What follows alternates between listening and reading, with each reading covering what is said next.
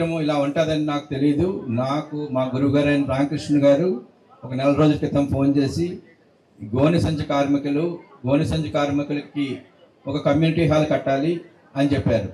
నేను అప్పటికే ఒక నిర్ణయానికి వచ్చాను. నా ఎంపీ ఫండ్స్ ఏది కూడా నేను ఏ విధమైన కార్యక్రమాలకి ఇవ్వకూడదు. ప్రత్యేకంగా ఉద్యోగాలు కల్పించే స్కిల్ డెవలప్మెంట్ సెంటర్ పెట్టాలి కాకినాడలో.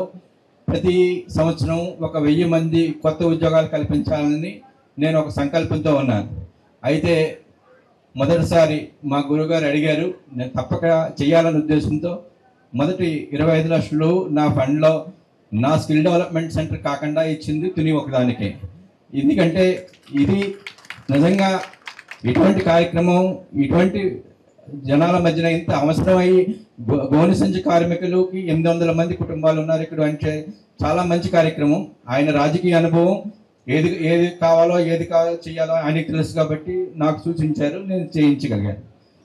ఇంకా ఈ తుని నియోజకవర్గం గురించి చెప్పగలిగితే, నేను ఎంపీగా పోటీ చేద్దాం అనుకున్నప్పుడు తునిలో నేను ప్రచారం స్టార్ట్ చేస్తే యాక్చువల్గా తుని నుంచి స్టార్ట్ చేయాలని చెప్పి మా టీం చెప్పారు. స్టార్ట్ చేస్తే నాకు ఒక 3 నెలలు తునిలోనే పట్టింది. ఆ తర్వాత నాకు సీట్ రాలేదు. కానీ తుని ప్రజలతో నాకున్న అనుబంధం అలా ఉంది. అందరూ కూడా నన్ను పేరు పెట్టి పిలుస్తారు. నేను చాలామందిని పేరు పెట్టి పిలవగలిగే పరిస్థితి తునిలో ఉంది. అంచేత తునికి నాకు ప్రత్యేక సంబంధం ఉంది.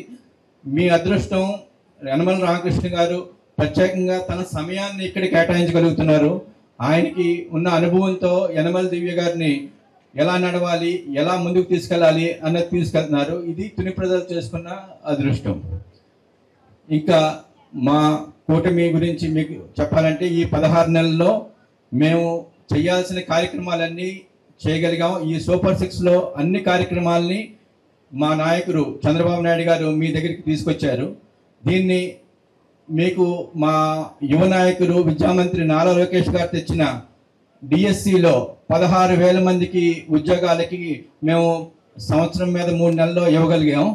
మీకు విషయం చెప్పగలిగేది ఏంటంటే, కాకినాడ పార్లమెంట్లో హైయెస్ట్ ఉద్యోగాలు వచ్చింది తుని కాన్స్టిట్యున్సీకి. ఈ 16,000 మందిలో కాకినాడ కాన్స్టిట్యున్సీలో, అది మీ తుని కాన్స్టిట్యున్సీలో మీ దివ్య గారు చేసిన ముందైతే కోచింగ్ క్యాంప్లు అయి ఉండొచ్చు, వేరే ఉండొచ్చు, చాలా మంచి ఉద్యోగాలు వచ్చినాయి. ఇదే ఉద్దేశంతో వెళ్తే తునిలో ఇంకా ఉద్యోగాలు రావడానికి అవకాశం ఉంటుంది. ఇంతకు మించి నేను చెప్పగలిగేది అంటే, ఇప్పుడు ప్రజలు చెప్పారు, ఇప్పుడు మేడం చెప్పారు నాకు, ఈ విశాఖపట్నం హైదరాబాద్ వెళ్ళే వందే మాతర ఎక్స్ప్రెస్ తునిలో ఆపాలని చెప్పేసి, అది ఎట్టి పరిస్థితుల్లోనూ 6 నెలల్లో మీ సంకల్పాన్ని నేను నెరవేరుస్తానని చెప్పి తెలియజేస్తున్నాను. ఇది కాకుండా మేడం గారు ఇప్పుడు మరి ప్రత్యేకంగా ఈ వక్తలు మాట్లాడతా ఇక్కడ ఉన్న సమస్యల గురించి మాట్లాడితే, శ్మశానం సమస్య గురించి ఒకటి చెప్పారు. మేడం గారితో చెప్పాను, నాకు ఎంపీ ల్యాండ్స్ నుంచి ప్రత్యేకంగా ఫర్దర్గా ఏ విధమైన చేయకుండా నా స్కిల్ డెవలప్మెంట్ సెంటర్ చేద్దాం అనుకుంటున్నాను. కాబట్టి నేను ఈ ఊరికి మొదటిసారిగా వచ్చాను. నా సానా సతీష్ బాబు ఫౌండేషన్ నుంచి ఆ 20 లక్షలు శ్మశానానికి ఇవ్వడం జరుగుతుంది.